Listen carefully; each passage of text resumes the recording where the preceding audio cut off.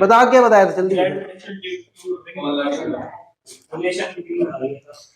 चलो gravitational potential energy लिख लो फिर नेक्स्ट हेडिंग। हाँ, ग्रेविटेशनल पोटेंशियल एनर्जी।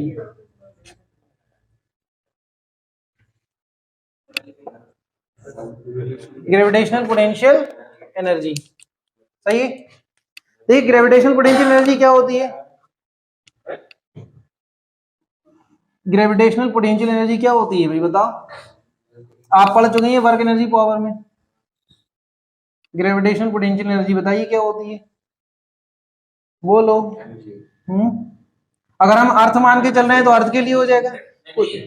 कोई और प्लेनेट कोई और प्लेनेट लेके चले तो उसका मास और उसकी रेडियस। अर्थ को लेके चलेंगे तो अर्थ का मास, अर्थ की रेडियस। ठीक है। ग्रेविटेशनल पोटेंशियल एनर्जी होती है अगर हम किसी किसी ऑब्जेक्ट को जिसका मास स्मॉल एम है उसको इनफाइनाइट डिस्टेंस से कुछ हाइट तक मूव कराए। मान लीजिए सरफेस तक पूछ रहा है तो वहां, या एच हाइट तक पूछ रहा है, यहां पूछी गई है तो यहां तक मूव कराने में जो वर्क होगा उसको हम क्या बोलेंगे। जो वर्क हुआ वो किस फॉर्म में स्टोर हो गया, इसकी पोटेंशियल एनर्जी की फॉर्म में स्टोर हो गया। ठीक है। तो यही हमें आपको बताना है बस। यहां से टोटल डिस्टेंस आर मान लो, R equal to R plus H हो जाएगा। ठीक है। तो ग्रेविटेशनल पोटेंशियल एनर्जी जो होगा वो होगा work done from infinity to distance R. ठीक है। आर आर हमारा क्या है, कैपिटल आर प्लस एच के बराबर है। स्मॉल आर क्या है हमारा, कैपिटल आर प्लस एच के बराबर। वर्क डन क्या होगा, स्मॉल वर्क डन का इंटीग्रेशन। स्मॉल वर्क डन मतलब फोर्स इनटू डिस्प्लेसमेंट। तो आप डिस्प्लेसमेंट आप क्या मानोगे, मान लो एक्स डिस्टेंस पर मान लो। पहले ये एक्स डिस्टेंस पर था, हमने डीएक्स इसको डिस्प्लेस किया फोर्स की वजह से। कौन सा फोर्स लगेगा एक्स डिस्टेंस पर, हाँ एक्स डिस्टेंस पर जब ऑब्जेक्ट होगा तो इस पर फोर्स कौन सा लगेगा बताइए, G M mass of planet into mass of object upon distance square मतलब एक्स स्क्वायर। तो यही फोर्स आएगा। लगाइए देखिए क्या आएगा, इन्फिनिटी टू आर ये हो जाएगा G M M upon X square D X. तो डी जी एम एम तो कांस्टेंट है आपका, 1 अपॉन एक्स स्क्वायर माइनस का 1 अपॉन एक्स। लिमिट लगाएंगे इन्फिनिटी टू आर, तो 1 अपॉन इनफाइनाइट तो 0 हो जाएगा। 1 अपॉन आर बचेगा आपका, क्या आएगा जी एम एम माइनस में G M M upon R. ठीक है। ये हम लिख सकते हैं minus G M M upon R plus H. Clear है इतना। ये हमारी पोटेंशियल एनर्जी आ गई निकलकर एच हाइट पर, सरफेस से एच हाइट पर पोटेंशियल एनर्जी। ठीक है। तो एट सरफेस क्या होगी, अगर आपसे प्लेनेट की सरफेस पर पूछ लिया जाए तो सरफेस पर हम क्या करेंगे, एच की वैल्यू 0 पुट कर दो, आर बराबर कैपिटल आर हो जाएगा। तो यू बराबर क्या आ जाएगा, यू सरफेस। तो ये निकल कर आएगा आपका, बोलिए minus G M M upon R. ठीक है। ये आपके पास पोटेंशियल एनर्जी आ गई सरफेस पर, ये आ गई एच हाइट पर। अब आपने पढ़ा था वर्क एनर्जी पावर में कि अर्थ की अगर हम बात करें, किसकी बात करें, अर्थ की। अर्थ सरफेस से एच हाइट तक किसी ऑब्जेक्ट को लिफ्ट करते हैं या फिर ले जाते हैं तो उसमें कितनी एनर्जी स्टोर होती है, mgh होती है कि नहीं। तो आपने जब वहां पढ़ा था तो एच हाइट पर एनर्जी mgh पढ़ी, सरफेस पर तो पढ़ी नहीं आपने। सरफेस पर क्या मान ली, 0। 0 क्यों मान ली, क्योंकि हम पोटेंशियल एनर्जी को सिंगल किसी पॉइंट में डिफाइन नहीं करते, हमेशा चेंज डिफाइन करते हैं। ठीक है। Change in potential energy work done के बराबर होता है, ये पढ़ा है आपने। ठीक। अब देखो, अब यहां पर चेंज इन पोटेंशियल एनर्जी, क्या वही फॉर्मूला निकल कर आएगा, चेंज इन पोटेंशियल एनर्जी। अगर हमें चेंज निकालना है तो डेल्टा यू बराबर क्या आएगा, U H minus U S. H height वो फाइनल है, माइनस का सरफेस है। ठीक है। तो यू एच, एच हाइट पर कितना है, माइनस का G M M upon R plus H, minus और minus plus G M M upon R. ठीक है। क्लियर इतना। अब यहां से आप क्या कॉमन ले लेंगे, G M M, G M M common ले लो, जी एम एम कॉमन लिया, ये बचा 1 upon R minus 1 upon R plus H. LCM लो, देखिए क्या आएगा, जी एम एम ये आ जाएगा R into R plus H, ये हो जाएगा आपका R plus H minus R, R से आर कैंसिल। अगर हम यहाँ आर कॉमन ले लें आर कॉमन ले लें तो क्या बचेगा, G M M upon R square, ये बचा 1 plus H upon R into H, ये वाला। अब G M upon R square किसके बराबर होता है, हम अर्थ की बात कर रहे हैं, किसकी बात कर रहे हैं, अर्थ की, ठीक है। तो ये हो जाएगा ग्रेविटी एट अर्थ सरफेस, ठीक है। चलो ये हो जाएगा आपका gravity eight earth surface m into H, ये एम जी एच आ गया आपका, ये आपका 1 प्लस एच अपॉन आर आया। अब आप ये बताइए आप कितनी हाइट तक वहां लिफ्ट कर रहे थे जब आप M G H potential energy ले रहे थे। एक्चुअल में जो चेंज इन पोटेंशियल एनर्जी का फॉर्मूला है वो ये है, लेकिन हम लेते हैं mgh, हम क्या लेते हैं वहां पर mgh, क्योंकि हम कितनी, हाँ हम क्या करते हैं वहां पर भाई 10 मीटर 20 मीटर 50 100 मीटर 1 किलोमीटर तक भी नहीं ले जाते, कहीं ले जाते किसी ऑब्जेक्ट को, नहीं, वर्क एनर्जी पावर में। इसीलिए क्योंकि h क्या है, वेरी वेरी लेस है, h very very less r है, तो यहाँ पर जो 1 प्लस एच अपॉन आर है वो अप्रोक्सीमेट क्या हो जाएगा 1, क्योंकि ये चीज बन जाएगी आपकी 0, क्योंकि ये बहुत ज्यादा है डिनोमिनेटर, तो आपका 1 बचा। तो यहाँ पर अगर हम चेंज इन पोटेंशियल एनर्जी लिखेंगे तो क्या आ जाएगा mgh, इस तरीके से हम mgh पोटेंशियल एनर्जी वहां पर लिखते हैं। अब पोटेंशियल एनर्जी जो आपकी स्केलर क्वांटिटी है, तो अगर हमारे पास एक सिस्टम ऑफ चार्जेस दिया, मासेस दिया हो, तो हम कैसे लिखेंगे पोटेंशियल एनर्जी, जिसे आप लिखकर दिखा दो इसकी पोटेंशियल एनर्जी क्या होगी, ये स्क्वायर है, कर चुके हैं सब, स्क्वायर ऑफ साइड ए, ठीक है। इसमें मास m m m m, gravitational potential energy पूछ रहा है सिस्टम की, find gravitational potential energy of the given system. तो सर ये एमजे का फॉर्मूला है जी, कब तक लगा सकते हैं ये, यही बस आपका हाइट क्या हो, वेरी वेरी लेस, मतलब नहीं नहीं 2 किलोमीटर नहीं, जहां तक हमारा लगभग जी कांस्टेंट रहे समझ लो, हाँ 2 किलोमीटर मान लो आप, 1-2 किलोमीटर। देखो वर्क एनर्जी पावर वाले में आप इतने क्वेश्चन कर चुके हैं, सैकड़ों क्वेश्चन कर चुके हैं, 100 200 300 जितने भी करे आपने, कभी आपने अगर पोटेंशियल एनर्जी चेंज निकाली होगी, एच हाइट पर निकाली होगी, तो वो होगी 10 मीटर 20 मीटर बस, बहुत है तो 100 मीटर अगर दिया हो तो, नहीं होगा इतना भी, ठीक है। जहां तक हम जी कांस्टेंट मान सकते हैं वहां तक इसको लगा सकते हैं, समझ लो, डायरेक्ट लगा लो आप भाई, ये एम मास इससे आर दूरी, ए दूरी पर, ये ए दूरी पर, ये ए दूरी पर, ये ए दूरी पर, तो यू टोटल जो सिस्टम की होगा वो 4 टाइम्स कितना होगा, माइनस का जी एम एम अपॉन ई, ये होगा कि नहीं होगा। और 2 मास का जो है वो आपके इस तरीके से डायगनली जो √2 दूरी पर है, बोलो है कि नहीं, तो इसके लिए आएगा आपका प्लस में 2 टाइम्स माइनस का 2 टाइम्स पहले लिख लिया जी एम एम अपॉन √2a, बाकी आप सॉल्व कर लो इसको, ये एनर्जी आ गई, ठीक है। देखो क्वेश्चन क्या है, क्वेश्चन ये है कि आपके पास इक्विलेटरल ट्रायंगल है, क्या है ये, इक्विलेटरल ट्रायंगल ऑफ, बच्चों बात नहीं, अच्छा साइड ए, साइड क्या है ए, इसके कॉर्नर पर मास रखे हुए हैं एम एम एम, ठीक है। ये तीनों अट्रैक्ट करेंगे एक दूसरे को, बोलो करेंगे कि नहीं, ये इसे अट्रैक्ट करेगा, ये इसे अट्रैक्ट करेगा, तो ये इधर पड़ेगा, ये इधर पड़ेगा और ये इधर पड़ेगा, ठीक है। मतलब अगर हम सेंटर से लाइन मिलाएं तो ऐसी तो बढ़ेगा ये इसी लाइन पर, ठीक है, सेंटर से अगर हम लाइन मिलाएं, तो क्वेश्चन ये है कि अगर हम इसे इसी लाइन पर दूर ले जाएं, ठीक है, हाँ मतलब इस मास को हम ले जाएं यहाँ, इसको यहाँ और इसको यहाँ, ठीक है। कह रहा है find work done in moving masses from the given position to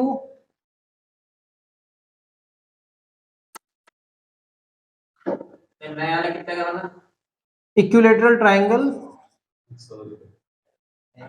equilateral triangle of side 2a, हाँ कितना वर्क करना पड़ेगा ये पूछा है आपसे, निकाल लो। Find work done in displacing objects from the given position to a position formed equilateral triangle of side 2a। ठीक है, बताइए क्या होगा? बताओ यू फाइनल कितनी होगी? You final -3 GM² upon 2a, यही तो होगी। और यू इनिशियल कितनी होगी? You initial -3 GM² upon a, क्या यही होगी? तो वर्क डन बराबर क्या होगा? Change in potential energy. You final -3 GM² upon 2a minus minus plus 3 GM² upon a। तो आंसर कितना आएगा बोलिए? 3/2 GM² upon a। Answer A. ठीक है, आ जाए वापस।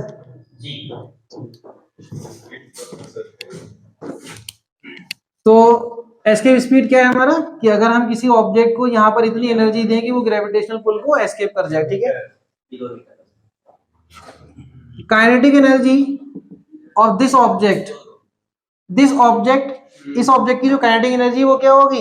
Equal to work done in displacing from surface to infinity, यही तो आएगा।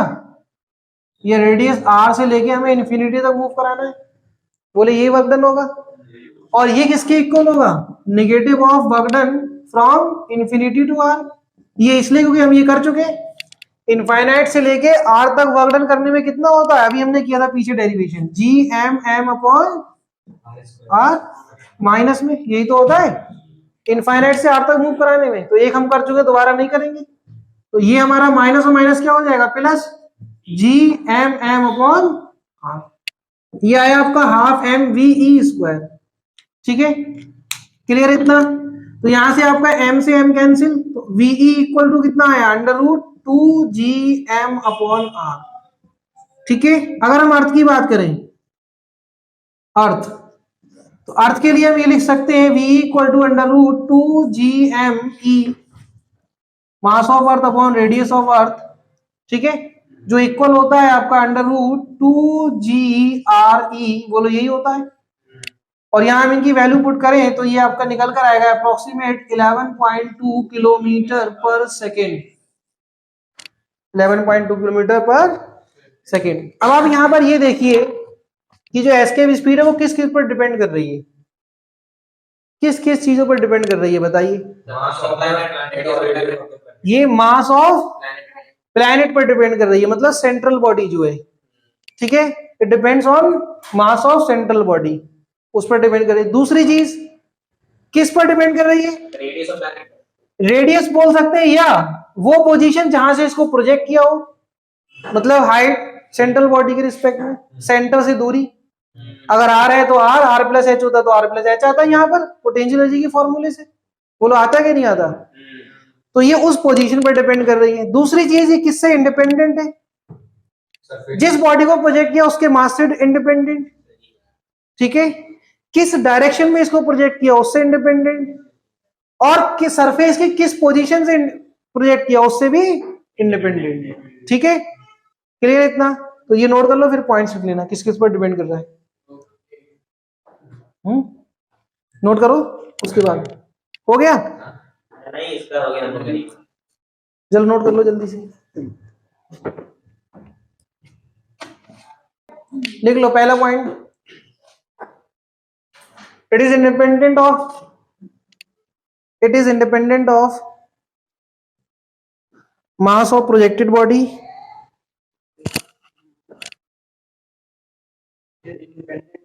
मास of projected body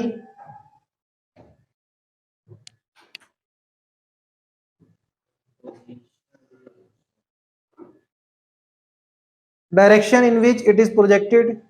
second point है direction in which it is projected,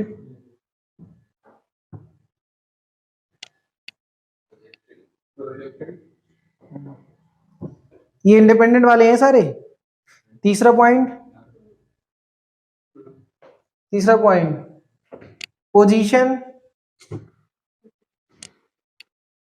position on surface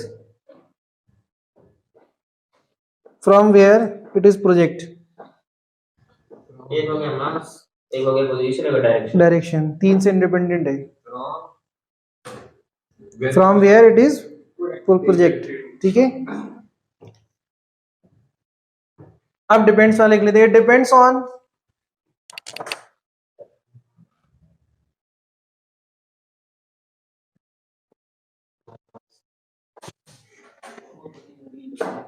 it depends on mass of central body,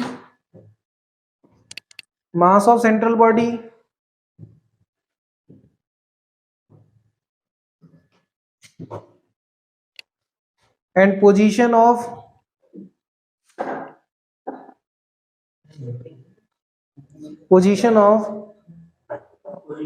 projected body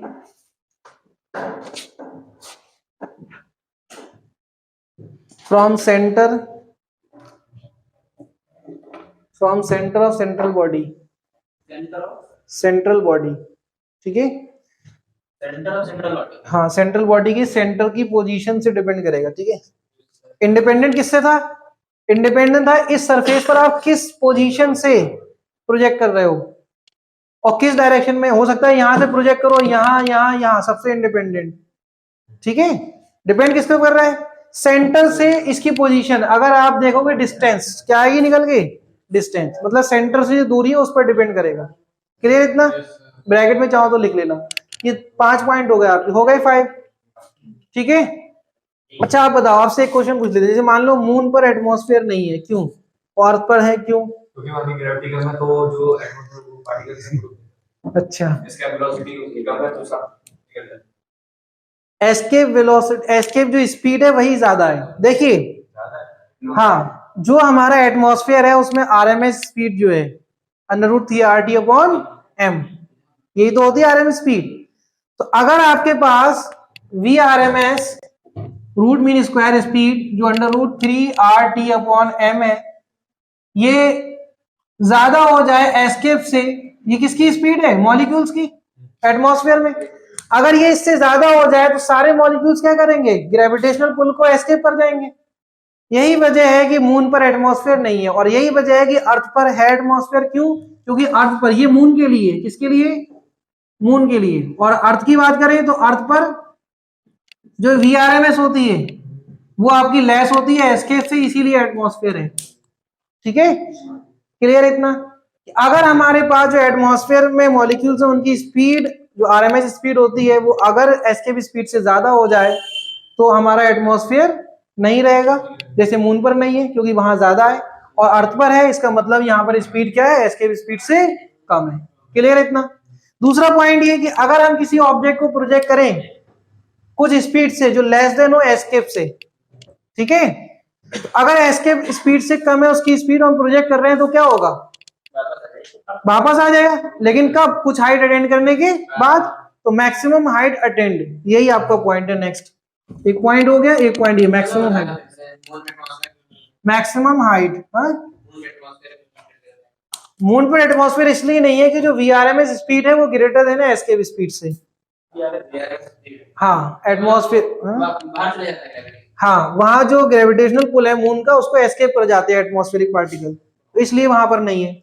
और अर्थ पर क्या है? ये कम है एस्केप स्पीड से, तो इसलिए यहां पर एग्जिस्ट करता है, ठीक है। दूसरी बात, दूसरा पॉइंट वो ये कि अगर हम किसी ऑब्जेक्ट को प्रोजेक्ट करें, if we project a object from surface with speed less than escape speed, तो क्या होगा? ये कुछ टाइम के बाद नीचे आ जाएगा वापस, लेकिन कुछ हाइट अटेंड करने की। तो वही आपसे पूछा जा रहा है कि maximum height attend, maximum height attend, बताइए क्या मैक्सिमम हाइट अटेंड होगी? अगर हम किसी ऑब्जेक्ट को यहां से प्रोजेक्ट कर रहे हैं, जैसे ये रेडियस r मास है, यहां से हमने m मास को प्रोजेक्ट कर दिया v जो लेस देन है v एस्केप से, तो ये कुछ हाइट तक गया, मान लीजिए h हाइट तक गया, और उसके बाद क्या हुआ? वापस आ गया। तो मैक्सिमम हाइट अटेंड, बोलिए क्या होगा? Bye law of conservation of energy क्या लगाएंगे? By law of conservation of bye law of conservation of energy. mgh upon 1 plus h upon r equals to लेकिन हाइड्रोजन बैंड है ना, हाँ स्पीड से देता है, हाइड्रोजन बैंड एक स्पीड से देता है। हाँ, तो वही तो जो इसकी स्पीड है वो एस्केप से कम है, मतलब एस्केप नहीं करेगा, कुछ हाइट तक जाएगा, कितनी हाइट पर जाएगा तो वो निकालना है हमें, वो डिपेंड करेगा स्पीड पर, वो टर्म्स आएगी आपकी। ठीक है, देखिए क्या होगी। तो by law of conservation of energy अगर हम बात करें तो U फाइनल जो H हाइट पर है, मतलब total energy H at height equal to total energy at surface. H height पर टोटल एनर्जी काइनेटिक तो जीरो हो जाएगी, तो ये हो जाएगा जीरो माइनस का G M M upon R plus H हो जाएगा। यही तो निकालना है आपको, और इक्वल होगा किसके, बोलिए, अरे बोलो, kinetic energy half M V square minus का G M M upon R, होगा या नहीं? ठीक है, अगर आपसे बोला जाए कि एच हाइट पे कोई ऑब्जेक्ट पहुंच रहा है तो स्पीड बताइए, तो आप यहां से स्पीड निकाल सकते हैं, इस एनर्जी को यहां ले आओ, तो ये हो जाएगा G M M upon R minus का G M M upon R plus H equal to half M V square, M से एम कैंसिल, तो v की वैल्यू क्या आ रही है, under root G M two G M. ठीक है, और सॉल्व करोगे तो क्या आएगा, r plus H minus R upon R into R plus H. ठीक है, ये r से r कैंसिल, तो आपके पास अगर आप v निकालना चाह रहे हो तब, तो ये आएगा आपका two G M H upon R into R plus H. Heading डाल के उससे निकाल दिया। हाँ, निकाल रहे हैं अभी हम। जैसे मान लो आपको क्वेश्चन ये दे दे कि अगर एच हाइट तक ऑब्जेक्ट पहुंच रहा है तो स्पीड कितनी हमने प्रोजेक्ट किया होगा, किस स्पीड से, तो ये डायरेक्ट फॉर्मूला लगा सकते हो आप। ठीक है, 11.2 से, हाँ, कितना कम। चलो ये हो गया, इसके बाद मेन हमें क्या निकालना है, हाइट। तो हाइट निकालने के लिए हम क्या करेंगे, इसी इक्वेशन का यूज करेंगे। ये हमने थोड़ा सा अलग से आपको बता दिया, बस इसे डब्बे में बंद कर दो। हाँ? अब जगह भी तो नहीं, इसको नोट करो फिर मैं लिखूं।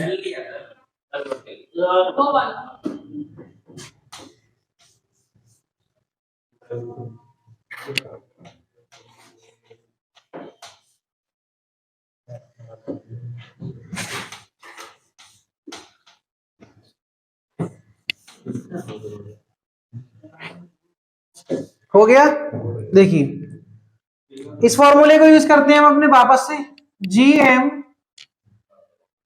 Upon R minus G M upon R plus H equal V square upon to.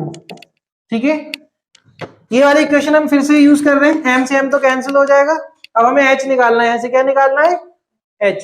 तो एच निकालने के लिए हम क्या करेंगे, इसको इस साइड ले जाओ, तो ये हो जाएगा G M upon R minus का वी स्क्वायर अपॉन टू, ये हो जाएगा आपका G M upon R plus H. इसको पूरी टर्म्स को यहां ले आओ, तो ये हो जाएगा आर प्लस एच, और इस पूरी टर्म्स को नीचे शिफ्ट कर दो।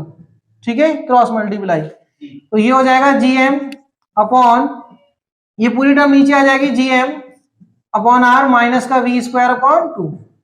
ठीक है, आर को क्या करोगे, उस साइड ले जाओगे माइनस, तो ये हो जाएगा G M upon R minus V square upon two minus are.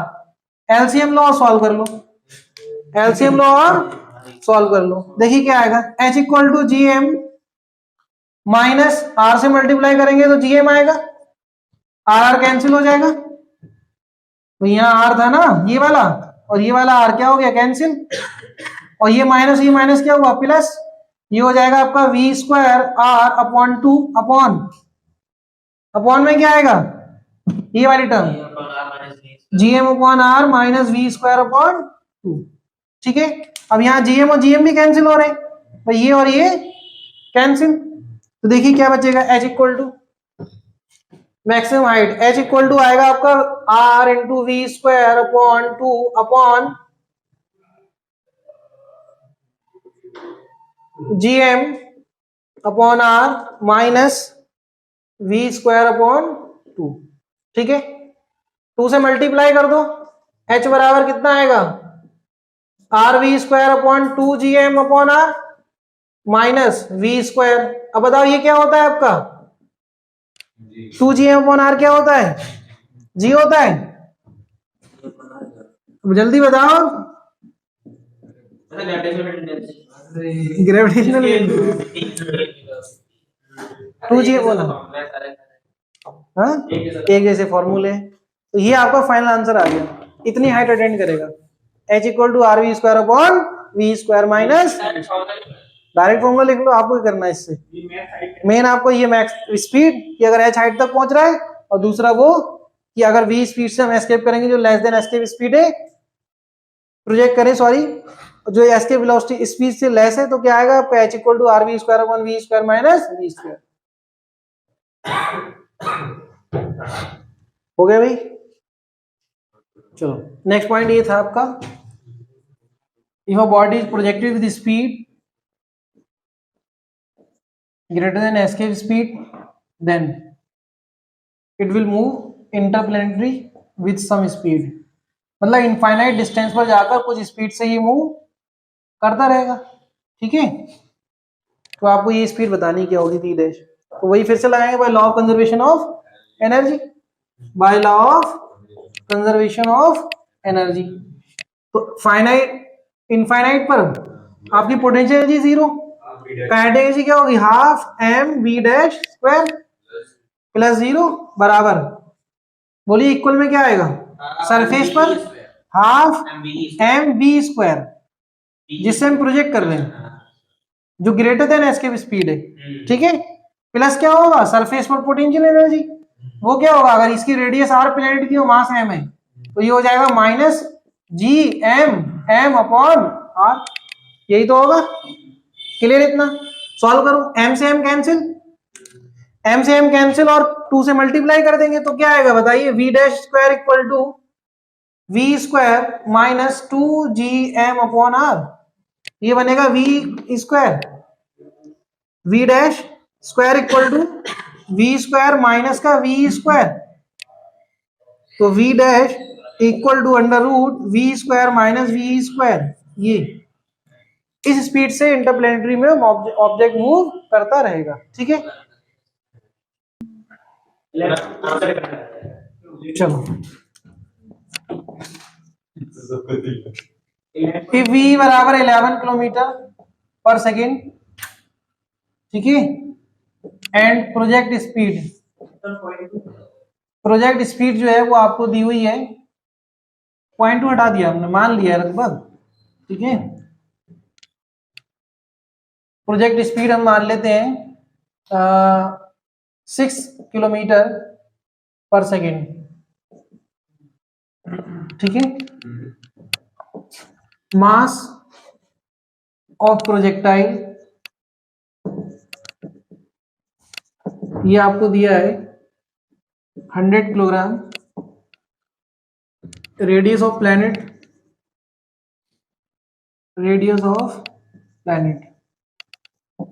ये आपको 6400 किलोमीटर दी गई है।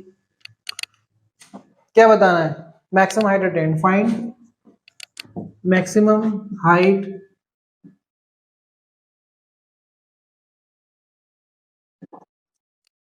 अटेंड,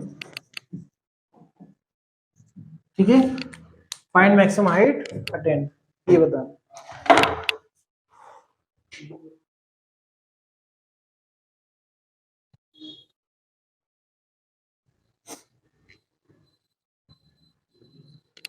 आर के टर्म्स में ही बता देना चाहो तो, जो रेडियस ऑफ प्लेनेट है उसी की टर्म्स में, वैल्यू रख दी कोई बात नहीं।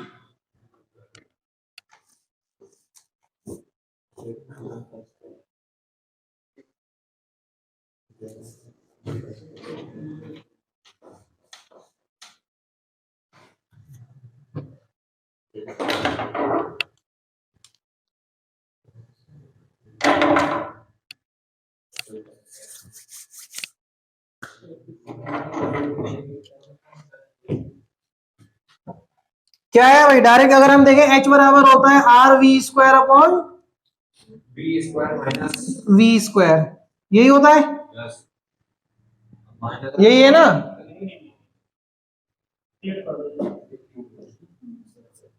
We square minus V square ये होता है। चलो बढ़िया। हाँ? जो भी आ रहा है देख लो आप, आर के टर्म्स में बता देंगे पहले तो हम। वी स्क्वायर, वी कितना है आपका 6, 36 आ जाएगा। ये कितना हो जाएगा 121 माइनस 36, तो कितना आएगा ये आपका 36 आर अपॉन 20.034 मीटर। 5 और ये कितना बचा 11 3 8 85 आएगा। 85 आया ना, सही है। अब आप इसको देख लो किसी से कट रहा हो, किससे कट रहा है ये, किसी से नहीं कटेगा। आर की वैल्यू रख दो तब तो कट जाएगा। हाँ फिलहाल हम इससे निकाल सकते हैं, किलोमीटर में आ जाएगा। किसमें आएगा ये 27 किलोमीटर।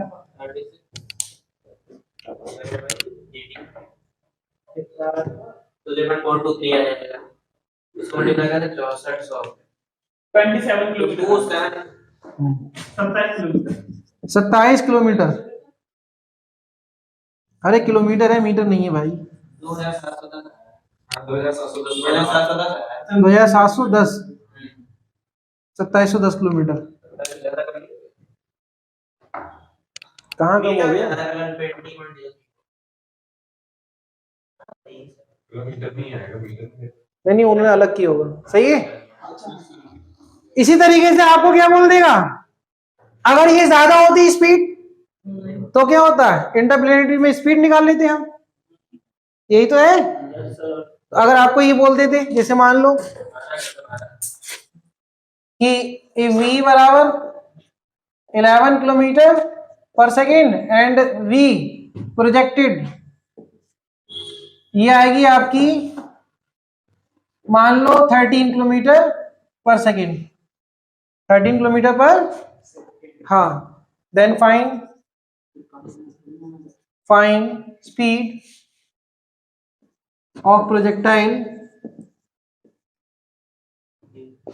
इन इंटरप्लेनेटरी।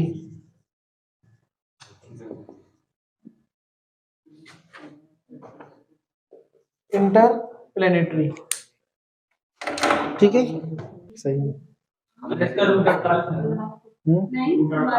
हाँ अंडर रूट 48 आ रहा है, आगे नहीं आया भाई। देखो क्या होगा, v dash equal to under root V square minus V S cube square.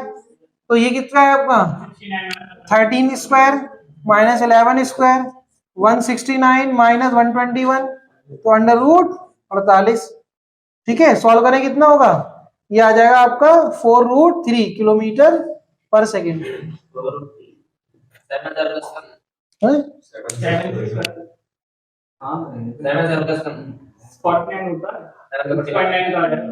हाँ 7 से कम, √3 की वैल्यू 1.7 होती ना, तो अप्रोक्सीमेट 7 पॉइंट कुछ आएगा, वो 6 पॉइंट कुछ नहीं।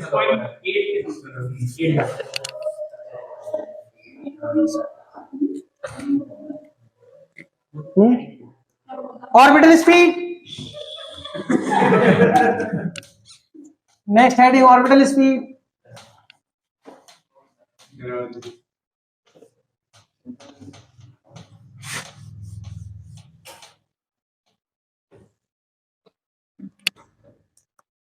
ऑर्बिटल स्पीड क्या होती है बच्चों, ऑर्बिटल स्पीड वो स्पीड होती है जिसकी वजह से एक ऑब्जेक्ट फिक्स्ड ऑर्बिट में मूव कर पाता है, यही तो है ऑर्बिटल स्पीड। हाँ ऑर्बिटल तो वो होता है ना 3D स्पेस में वो जगह जहाँ इलेक्ट्रॉन की वेक्टर 3D स्पेस में वो जगह जहाँ पे इलेक्ट्रॉन की बैंडिंग कैपेसिटी। चलो ये हमारे पास कोई प्लैनेट है, अगर अर्थ की बात करेंगे तो अर्थ मान लो, ठीक है, रेडियस r मास है, और इससे कुछ दूरी पर मतलब सेंटर से बात करें तो r रेडियस के ऑर्बिट में एक फिक्स्ड ऑर्बिट में एक ऑब्जेक्ट मूव कर रहा है।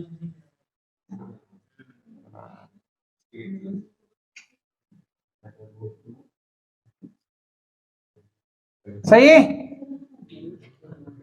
तो जैसे मान लो ये हमारा m मास v स्पीड से चल रहा है, किससे चल रहा है, v स्पीड से।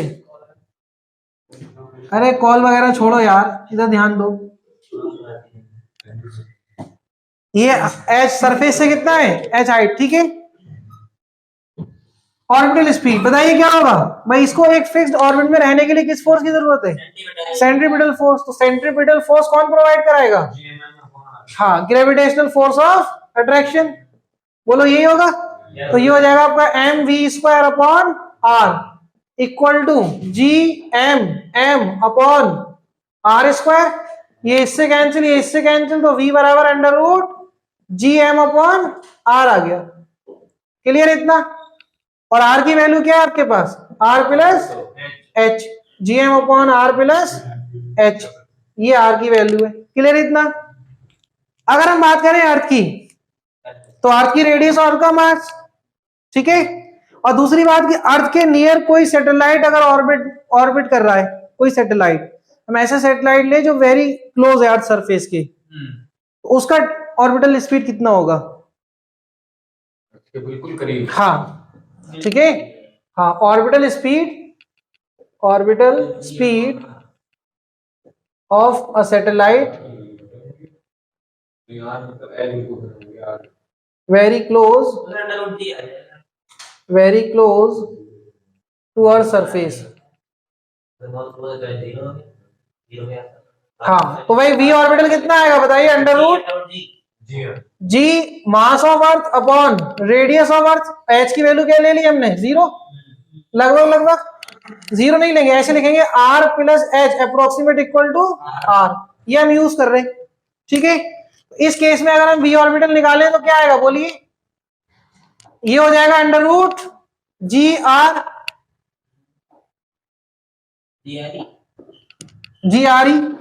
होगा कि नहीं। और अगर हम यहां से देखें तो ये आएगा अंडर रूट जी की वैल्यू रखो, आर की वैल्यू, तो अप्रोक्सीमेट जो निकल कर आता है वो 7.9, ठीक है, लगभग 8 किलोमीटर पर सेकेंड, 8 किलोमीटर पर सेकेंड। अगर आप जी और आर की वैल्यू पुट करोगे तो अप्रोक्सीमेट आएगा आपका 8 के आसपास, 7.9 या 8 किलोमीटर पर सेकेंड, हाँ 10, ठीक है, किलोमीटर में, अरे किलोमीटर मैं करके दिखाता हूँ। वी ऑर्बिट है, जी की वैल्यू 10 मान लो, इसकी 6400 किलोमीटर, मीटर में करोगे 30 और लगाओगे, 1 2 3 4 5 6, तो कितना आएगा, 64 का 8 होता है और 3 0 बाहर आएंगे, तो ये मीटर है, ये हमने मीटर में लगाया, तो किलोमीटर में करने के लिए हटा दो, ठीक है, कितना 8 किलोमीटर पर सेकेंड। क्लियर इतना। तो ये आ गया आपके पास। दूसरी चीज यहां पर अगर हम रिलेशन देखें बच्चों, रिलेशन देंगे तो रिलेशन क्या होगा, ऑर्बिटल वेलोसिटी और एस्केप स्पीड में relation, V escape equal to क्या होगा, √2 टाइम्स वी ऑर्बिटल, बोलो है क्या नहीं रिलेशन, हाँ हाँ, इसको नोट कर लो, फिर कुछ पार्ट पूछते हैं आपसे, ठीक है। अब देखिए पाथ किसके, ऑर्बिट के, ऑर्बिट के पाथ कैसे होंगे। पहला point, if v upon √2, v upon √2 से लेस है v, मतलब v is less than v upon √2, सही है। अगर आपके पास ये स्पीड इससे लेस है तो क्या होगा बताइए, किसी ऑर्बिटल बॉडी की स्पीड, ये क्या है, स्पीड ऑफ ऑर्बिटल बॉडी, घूम के हट के, हाँ, it follow the spiral path. कौन सा पाथ फॉलो करेगा ये, स्पाइरल, क्योंकि कम है और ऐसे आते आते आते यहाँ टकरा जाएगा, यहाँ नहीं, मतलब यहाँ टकरा जाएगा, हाँ, कौन सा, रुदरफोर्ड मॉडल रदरफोर्ड मॉडल है ना। चलो, तो इसके बारे में लिख लेना, which follow the spiral path and finally strike with the earth, ये प्लैनेट, ठीक है, लिख लो जल्दी से। Second, it follow the spiral path and finally strike, follow the spiral path and finally strike with the planet. ये central body, central body कर लो ज्यादा अच्छा रहेगा, ठीक है। ठीक है, प्लेनेट के आप ब्रैकेट में लिख लेना सेंट्रल बॉडी, उसे समझ आ जाएगा कि इसी प्लेनेट की बात हो रही है जो सेंट्रल बॉडी है। हाँ, क्लियर इतना। Second point, if v equal v upon root two, अब बताओ v equal v upon root two, अब क्या होगा? अब कैसा बनेगा? Circular orbit. क्या हो जाएगा? सर्कुलर ऑर्बिट, मतलब ये सर्कुलर पाथ को फॉलो करेगा। क्लियर इतना, क्योंकि ये हमारी ऑर्बिटल स्पीड है, ये क्या है? ऑर्बिटल। इसके बाद if v greater than v upon root two, अब क्या होगा? अब कौन सा पाथ फॉलो करेगा? हाँ, मैं इधर एक डायग्राम बना दूं।